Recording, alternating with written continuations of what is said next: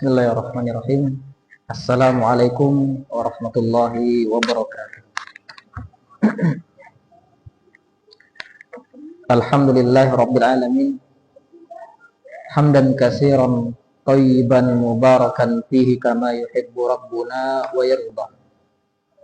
Allahumma shalli wa sallim wa barik wa zid wa an'im wa taqabbal ala habibina wa nabiyyina Muhammadin wa ala alihi wa ashabihi wa man sara ala nahjihi wastanna bi sunnatihi ila yaumil qiyamah. Amma ba'du. Allahumma anfa'na bima 'allamtana wa 'allimna ma yanfa'una wa zidna ilma wat-tuqa was-salahan. Amin ya rabbal alamin. Jamaah kajian Masjid Imam Syafi'i yang semoga dirahmati Allah Subhanahu wa taala. Pada malam hari ini insya Allah kita akan lanjutkan kembali pembahasan masih berkaitan dengan masalah tayammum. Kemarin sudah kita bahas apa itu tayammum, kemudian syaratnya, begitu pula fardunya, kemudian sunnahnya sudah kita bahas juga, kemudian pembatalnya sudah kita bahas. Ini tayammum yang bagian 1. Kemudian di bagian 2 ini yang akan kita bahas adalah tentang orang yang menggunakan gip, yang pakai gip atau perban ataupun hantaplas ya pada bagian anggota wudhu ataupun pada bagian badannya. Karena misalkan orang yang pakai perban tersebut junub, berhadas besar, tentunya dia diwajibkan mandi besar, sedangkan di bagian tubuhnya ada perban. Atau orang yang pakai hantaplas, perbannya berada di bagian anggota wudhunya, dia berhadas dan dia pengen wudhu, pengen sholat, sedangkan di bagian tubuhnya ada perban, bagian anggota tangan, anggota wudhunya, misalkan bagian tangan atau di bagian kakinya ada perban ataupun hantaplas segala macam. Maka ini yang kita bahas pada hari ini.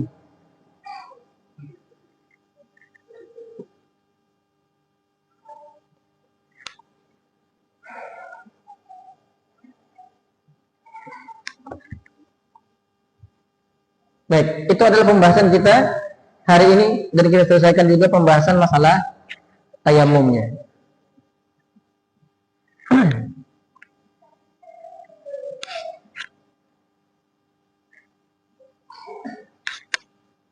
Beliau mengatakan, Al-Imam Ahmad bin Al-Husain Al-Asfahani, yang kita kenal dengan Abu Suja', pemilik kitab Matan Ghaya wa Takrib.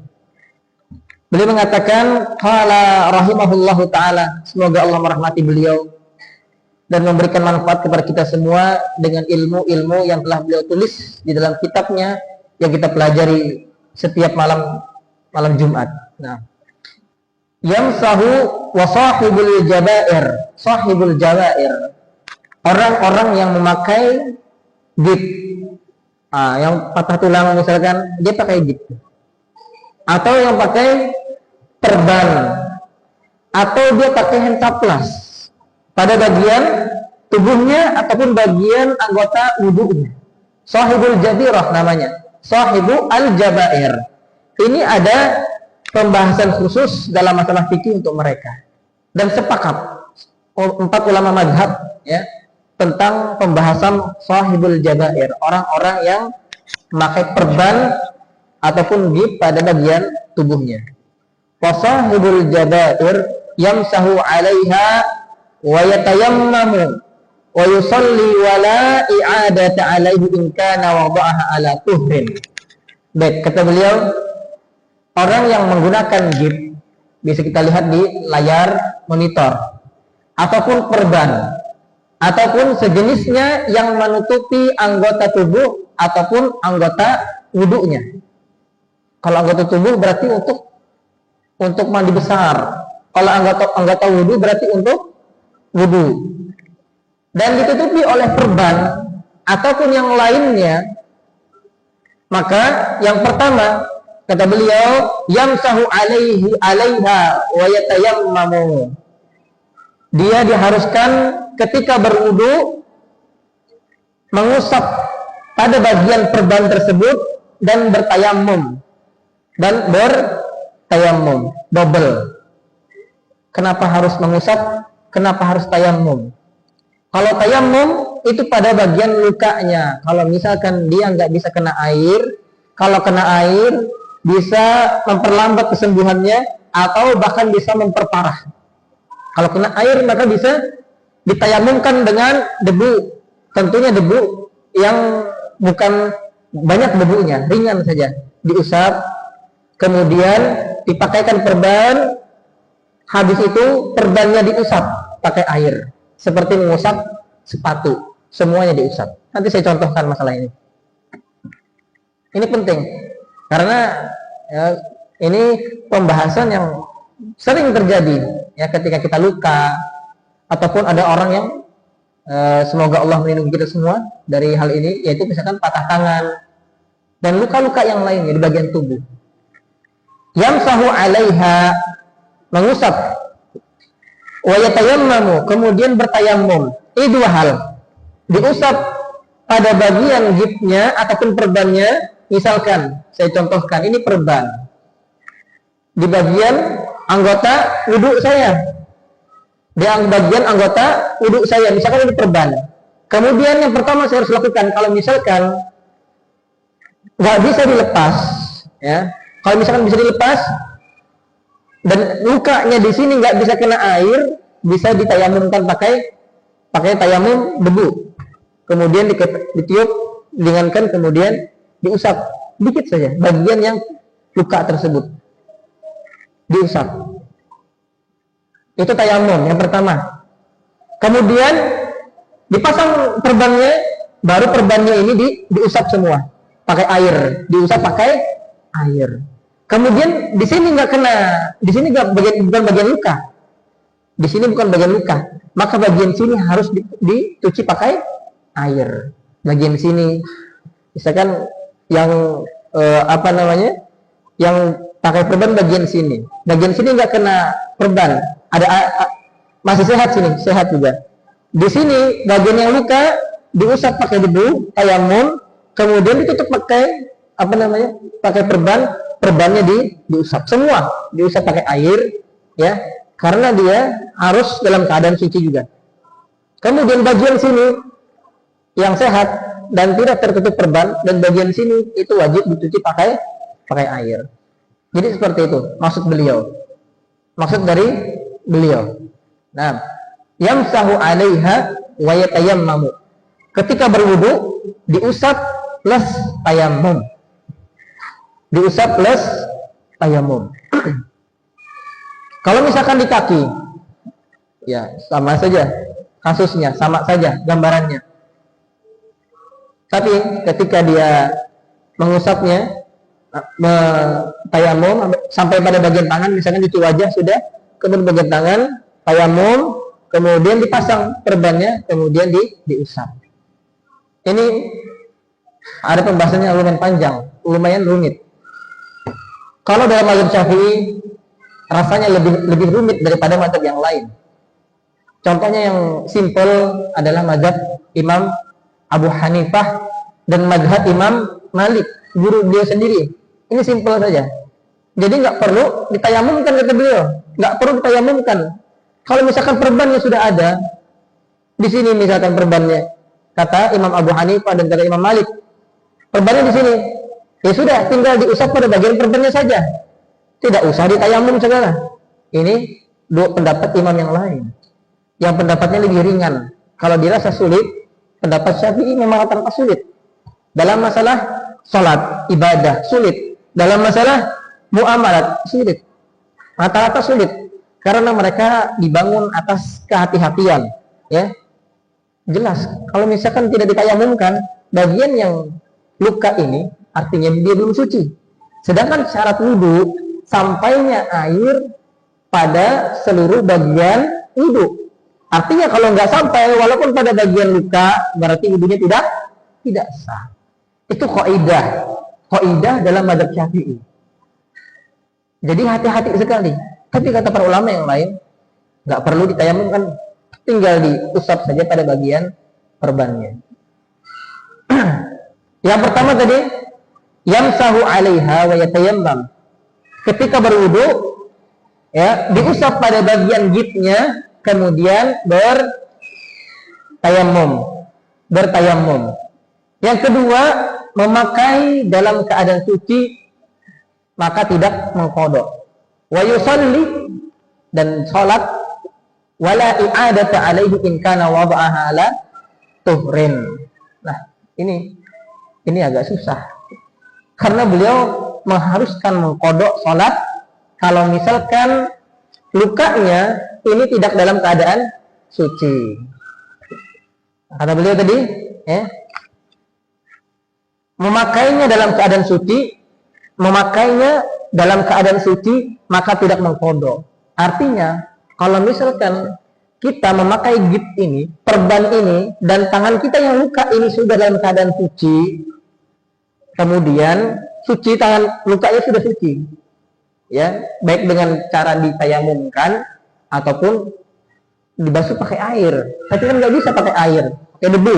Kalau nggak bisa pakai air, pakai debu. Kemudian pada bagian, karena dalam keadaan suci, dipakai dalam keadaan suci, tangannya suci, ya, lukanya sudah dibersihkan, maka dia diusap pada bagian jabirahnya, kemudian plus tayamum lagi. Kalau misalkan dipakai, sedangkan lukanya masih dalam keadaan tidak suci, belum dibasuh pakai air, ataupun misalkan sudah berwudu, tiba-tiba dia luka bagian sini, besar lukanya, tapi dan sudah dalam keadaan wudu, akhirnya dipasangin perban, maka ini dia memakai perban tersebut sudah dalam keadaan suci, dan dia cukup mengusap plus tayamum, maka tidak mengulang sholatnya. Tapi kalau misalkan batal wudunya, habis itu luka, dan dia pakai perban, kalau dilepas perbannya ini susah, bahkan bisa membahayakan, dan tidak bisa bagi dia untuk tayamum pakai debu, dan nggak bisa juga pakai air, maka dia usap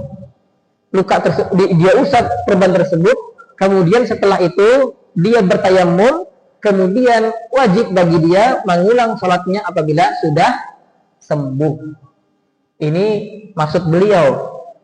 Kalau misalkan, ya kata beliau itu, memakainya dalam keadaan suci, artinya kalau memakai perban ini tidak dalam keadaan suci, maka wajib mengqadha. Ini sulitnya dalam mazhab Syafi'i itu, ya, karena mereka sangat hati-hati. Kenapa mengqadha? Ya karena jelas tidak terpenuhi syaratnya, tidak terpenuhi syarat wudunya. Apa syarat wudu? Sampainya air pada seluruh bagian tubuh. Kata Nabi Shallallahu Alaihi Wasallam, asbighul wudu'a ilal makarih. Sampaikanlah air wudu tersebut walaupun pada bagian-bagian yang kalian benci terkena air. Contohnya kalian benci terkena air atau bagian yang sudah luka. Tentunya kalau kalian sampaikan air di situ, sakit, telat sembuhnya, ataupun bisa lebih parah. Seperti itu masalahnya. Atau dalam keadaan dingin, ya, dalam keadaan dingin sekali. Asbighul wudu, kata Nabi, sempurnakanlah wudunya. Nah, artinya kalau kita tidak ingin mengqadha salatnya, sedangkan kita pakai perban, maka dipastikan sudah dalam keadaan suci. Sebelum pakai perban, sudah dalam keadaan suci. Misalkan dokternya mau pasang perban, perawatnya bilang, saya mau pasang perban nih Pak, karena lukanya parah. Terus gimana caranya? Misalkan kalau dia masih bisa berwudu pakai air, pakailah air sekali itu saja. Sisanya pasang perbannya, kemudian nanti sisanya diusap habis itu tayamum. diusap plus tayamum. Gimana kalau nggak bisa pakai air, pakai debu, ya? Tapi kalau nggak bisa pakai debu juga, ini lukanya nggak bisa pakai debu kata dokter. Ini susahnya dalam mazhab Syafi'i itu. Ya, harus ulang sholatnya nanti. Kalau sudah sembuh, dikodok sholatnya. Tapi kalau dalam mazhab yang lain tidak masalah. Contohnya Imam Abu Hanifah, Imam Malik, dan sebagian pendapat Imam Ahmad bin Hambal. Nggak masalah. Karena ini sudah darurat gitu. Sudah dalam keadaan darurat. Tapi dari Syafi'i susah. Nah, ini salah satu bentuk ya tegasnya ya mazhab Syafi'i dalam masalah ibadah. Hati-hati, dibangun di atas kehati-hatian. Makanya kalau dalam mazhab Syafi'i itu bahkan dalam jual beli pun harus diucapkan lapas akad ijab dan qabulnya. Saya beli barangnya, kemudian penjual bilang mengatakan saya jual. Harus itu rukun jual beli. Kalau enggak sah, berarti jual belinya enggak sah. Salah satu contohnya ada sigoh, ya, sigoh. Contoh lagi dalam masalah niat. Kenapa dalam mazhab Syafi'i menganjurkan talaffuz, menganjurkan mengucapkan niat sebelum salat, nawaitu an usolli salatan maghrib, atau nawaitul wudu'ah. Padahal itu bukan bagian dari sholat, bukan. Bagian dari sholat mana? Ketika dia sudah bertakbir Allahu Akbar, itu sudah bagian dari sholat. Dan ketika dia mengatakan nawaitu, itu bentuk apa? Kehati-hatian, menguatkan niat. Jadi niat itu nggak boleh yang namanya dari rumah. Ya, namanya niat harus ketika berbarengan dengan ibadah tersebut. Contohnya itu. Jadi dalam masalah niat, dalam masalah ibadah, dalam masalah muamalah, dalam masalah apapun, mazhab Syafi'i mazhab yang paling ketat.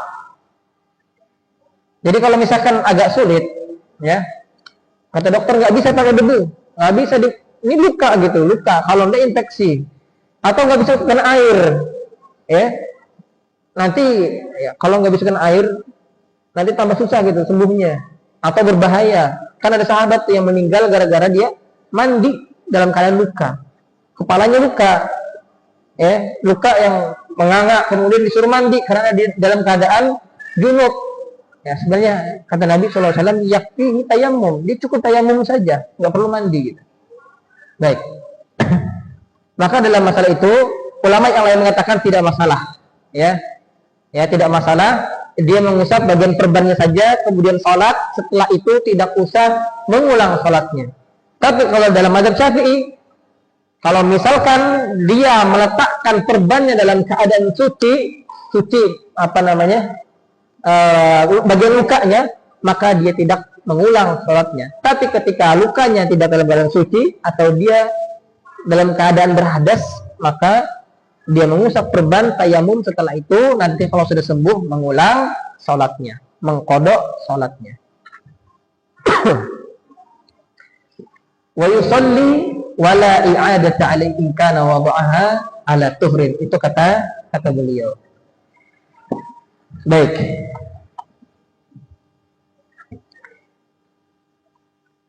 Kemudian masalah meletakkan dia dalam keadaan suci. Ini juga meletakkan artinya memasang gip ataupun perban dalam keadaan suci itu, ya, ini yang mensyaratkan dua mazhab. Saya tulis biar lebih jelas.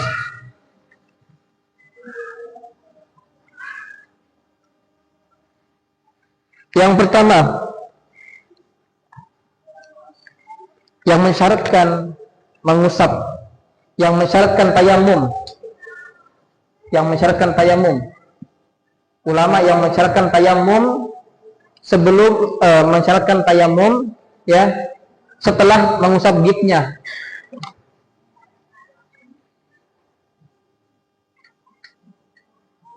Mensyaratkan setelah mengusap perban plus tayamum.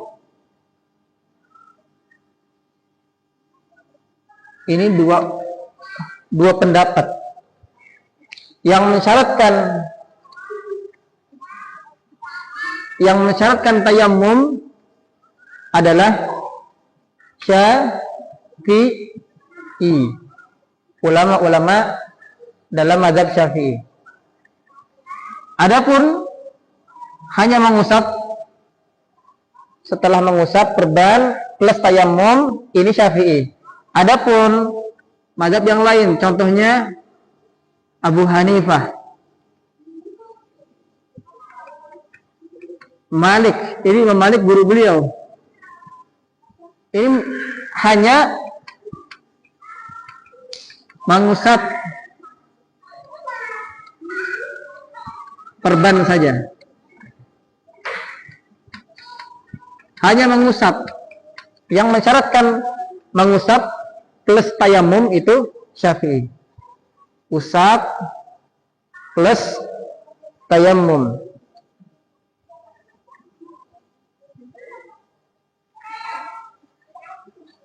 Dan rasanya Imam Ahmad juga di sini kurang lebih. Nah, jadi cukup mengusap saja. Ini pendapat Imam Abu Hanifah dan Malik, cenderung lebih mudah. Kalau ini tentu lebih sulit. Kemudian yang mensyaratkan meletakkan perban tersebut ya dalam keadaan anggota tubuh itu dalam keadaan suci, yang mensyaratkan juga sama Imam Syafi'i. Kemudian pensyaratan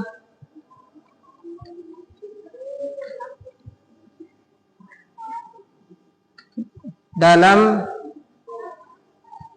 keadaan suci, tidak berhadas, ini juga sama Imam Syafi'i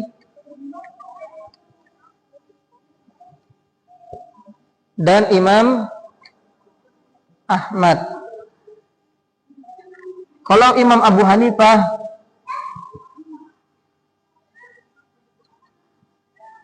dan Imam Malik, mereka berdua tidak mensyaratkan dalam keadaan suci. Enggak. Imam Ahmad, Imam Syafi'i mensyaratkan dalam keadaan suci. Ini dapat dipahami?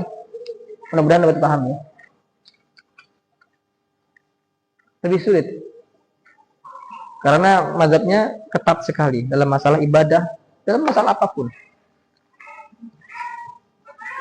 Baik.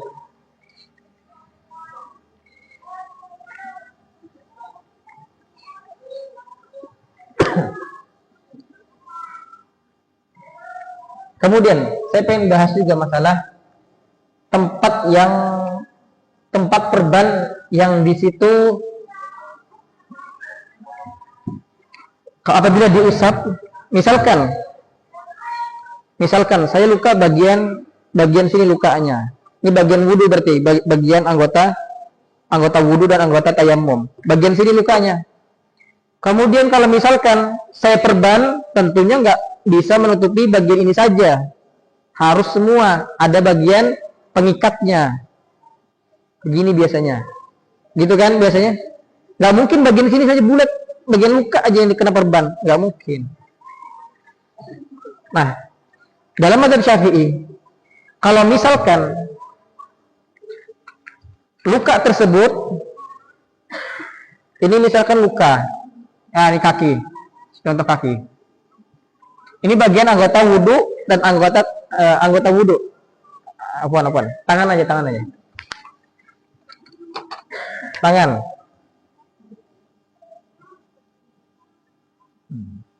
Tuh 2, 3, 4. Agak gendut tadi. Misalkan luka di sini. Lukanya di situ. Apabila perbannya dipasang melebihi kadar luka segini misalkan perbannya, sedangkan yang boleh diusap, yang boleh ada keringanan di sini hanya bagian ini saja. Dan bagian ini lebih daripada ini, bagian yang luka, maka yang seperti ini wajib kodok sholatnya. Jadi yang dapat keringanan bagian mana? Yang dapat keringanan hanya bagian sini saja. Bagian sini kan nggak bisa. Ini sehat, ini sehat. Bagian sini sehat. Kenapa harus kena perban gitu? Tapi nggak mungkin rasanya, ya, nggak mungkin. Nah, baik dia dalam keadaan suci ataupun tidak suci, kalau misalnya seperti ini, maka harus dikodok sholatnya. Nah, seperti itu. Yang diampuni atau yang dapat keringanan hanya bagian yang luka saja. Adapun kalau lebih dari itu, hansaplas contohnya. Ini sering ini, pasang hansaplas di bagian sini. Yang luka sedikit, yang kena bagian perkataannya banyak sampai sini. Dan itu bagian nggak kena air wudhu. Bagian itu nggak kena air wudhu. Maka yang seperti ini wajib bagi dia untuk mengulang sholatnya. Agak susah. Gak, Pak? Nggak ada kedinginan.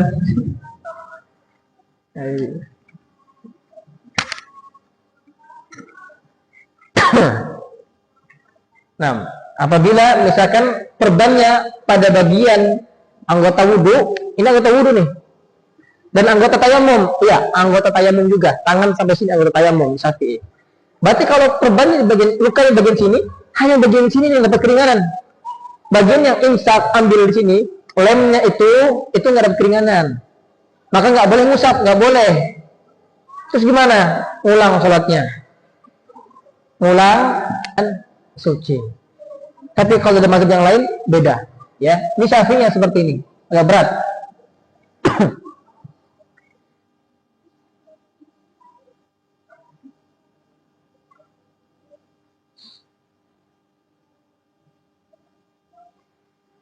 Ini masalah pertama.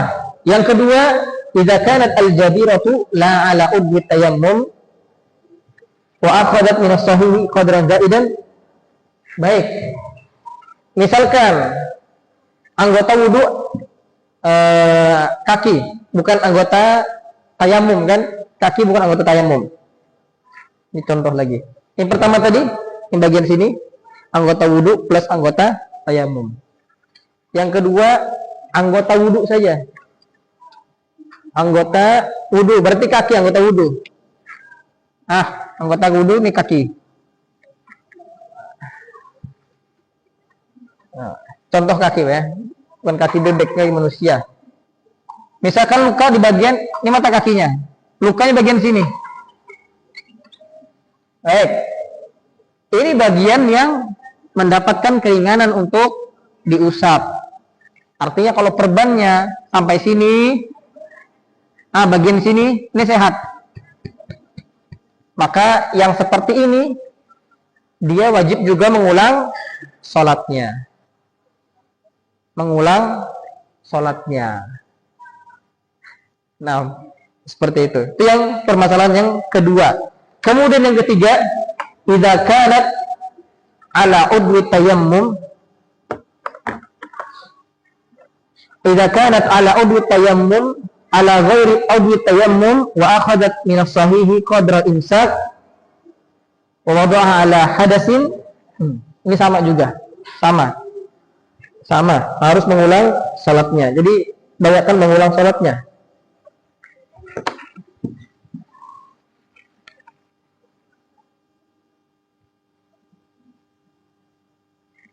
Baik. Itu pembahasan masalah tayamum ataupun bagian orang yang mengusap gib. Kita lanjutkan ke bagian selanjutnya. Ini jangka waktu masalah tayamum. Jadi tayamum itu hanya memperbolehkan sholat dan tidak mengangkat hadas. Jadi setiap kali sholat fardu itu harus bertayamum. Misalkan sholat maghrib tayamum, nanti walaupun antara maghrib dengan isya dia tidak mengerjakan pembatal wudu, maka dia ingin sholat isya dengan tayamum, harus bertayamum dengan tayamum yang baru. Tapi ini hanya untuk sholat fardu. Adapun sholat sunnah silahkan, terserah. Mau berapa kali terserah, ya. Ketika dia menggunakan tayamum. Kemudian tata caranya pertama adalah niat untuk boleh sholat, ya. Ketika tayamum itu niatnya bukan mengangkat sholat, bukan mengangkat hadas, tapi memperbolehkan dia untuk sholat. Ketika dia bilang niatnya untuk mengangkat hadas, nggak bisa, nggak sah tayamumnya. Tapi niatnya harus tujuannya untuk memperbolehkan dia sholat. Kemudian yang kedua, membaca bismillah. Yang ketiga, pukulan pertama untuk wajah. Kemudian ditiup atau dikeprek seperti ini, ditiup dia juga, kemudian diusap untuk wajah. Setelah itu pukulan yang kedua untuk kedua tangan, pukul lagi, kemudian tiup lagi untuk kedua tangan, ya, bagian sini, ya. Seperti ini. Ini masih ada debunya di sini, yang kanan pun usap yang kiri, seperti itu. Afwan, kalau dalam mazhab Syafi'i sampai sikut. Ulama yang lain tidak mengatakan adalah sampai sikut. Yang resminya sampai sikut seperti ini. Baik, itu tata cara tayamum dan kita sudah selesai pembahasan tayamum.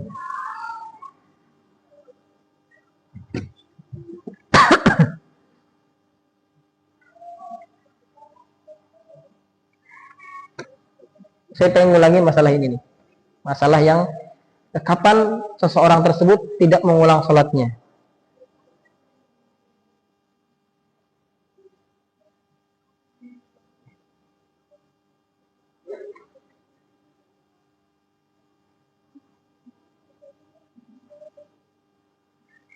Baik. Ini yang ketiga, yang keempat. Seseorang tersebut tidak mengulang sholatnya. Gimana? Dalam mazhab Syafi'i, dia mengusap perban tapi tidak mengulang sholatnya. Bagaimana caranya? Jadi begini caranya.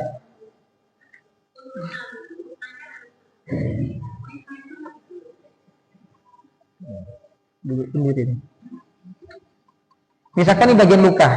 Ini bagian luka. Ini enggak bagian yang enggak mengulang. Ini bagian yang keempat berarti. Jadi tiga pembahasan. Yang pertama, di bagian anggota wudhu dan anggota tayamum, maka dia wajib mengulang walaupun dia dalam keadaan suci. Yang kedua, anggota wudhu tapi bukan bagian tayamum. Misalkan adalah kaki, ya. Kemudian mengambil bagian lebih dari itu, maka itu mengulang juga. Ini yang tidak mengulang. Yang tidak mengulang lukanya bagian sini. Kemudian tapi dia memakai perban, sebelum dia memakai perban, dia berwudu dulu. Dia sucikan dulu, kemudian baru pakai perban. Dan mengambil bagian apa namanya? Bagian yang sehat untuk perekatnya. Sedangkan bagian yang sehat ini sudah dalam keadaan suci. Setelah dia cuci bagian setelah dia pakai itu, kemudian diusap bagian yang bagian atas ini, perbannya diusap pakai air. Maka yang seperti ini, kalau dia meletakkannya dalam keadaan suci, lukanya sudah disucikan sebelumnya, maka dia tidak usah mengulang sholatnya, tidak mengkodok sholatnya. Atau yang kelima, ini bagian yang kelima. Bagian kelima, dia meletakkan perbannya pada kadar yang luka. Ini luka, kemudian perbannya di sini. Tapi kayaknya nggak bisa seperti itu. Bisa nggak? Kalau bisa seperti itu, tidak usah mengulang sholatnya. Jadi kalau tidak ingin mengulang sholatnya, usahakan sebelumnya disucikan dulu lukanya. Setelah itu baru pasang perban. Setelah pasang perban, bagian yang sehat ini dicuci dan bagian yang perban ini diusap pakai air. Setelah itu baru tayamum. Nggak susah ya. Semoga ini dapat dipahami. Kalau misalkan ada pertanyaan, silakan ditanyakan. Ini sudah selesai materinya.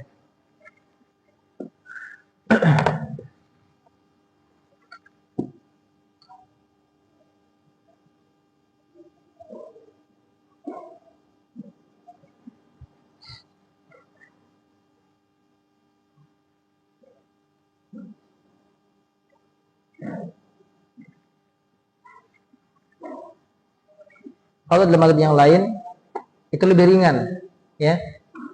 Bagian mana yang luka? Misalkan bagian anggota wudhu yang luka di sini ataupun di kaki, ya sudah pasang perbannya walaupun tidak dalam keadaan suci, ya, tidak dalam keadaan suci. Ini pendapat Imam Abu Hanifah dan Imam Malik. Setelah itu bagian yang bagian yang sehat itu cukup dicuci, dan bagian yang pakai perban itu diusap perbannya. Terus tayamum, enggak usah pakai tayamum. Adapun Syafi'i ini dalilnya ada, ya. Nabi SAW mengatakan, ya, ada seorang laki-laki yang luka bagian kepalanya, sahabat Nabi, luka bagian kepalanya, kemudian disuruh, ya, dia bertanya kepada sahabat yang lain, apakah ada keringanan untuk saya agar tidak mandi? Nah, ketika dia luka itu malamnya dia tidur, habis itu dia junub, mimpi basah, ya, dalam keadaan luka kepalanya. Kemudian dia bertanya kepada para sahabat yang lain, apakah ada keringanan bagi saya untuk tidak mandi gitu? Kata para sahabat, karena mereka belum tahu, maka mereka mengatakan tidak bisa, harus mandi. Akhirnya dia mandi, ya. Setelah itu dia meninggal dunia karena terkena air bagian luka yang menganga tersebut. Itu nggak bisa. Maka kata Nabi SAW, innama yakfihi an yatayammama. Cukup bagi dia untuk bertayamum saja. Cukup bagi dia untuk bertayamum saja. Kemudian bagian yang lukanya itu diperban, ya, diperban dan diusap pada bagian lukanya tersebut. Ini dalil Syafi'i yang mengatakan setelah tayamum, habis itu mengusap bagian perbannya, ya, mengusap bagian perban kemudian plus tayamum. Baik.